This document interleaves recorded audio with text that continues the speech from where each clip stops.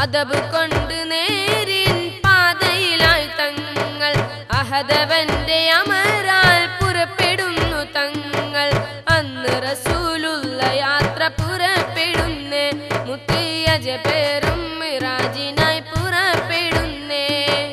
അതബ് കൊണ്ട് നേരിൻ പാതയിലായി തങ്ങൾ അഹദവന്റെ അമരാൽ പുറപ്പെടുന്നു തങ്ങൾ അന്ന് റസൂലുള്ള യാത്ര പുറപ്പെടുന്നേ മുത്തിയജ പേരും മിറാജിനായി പുറപ്പെടുന്നേ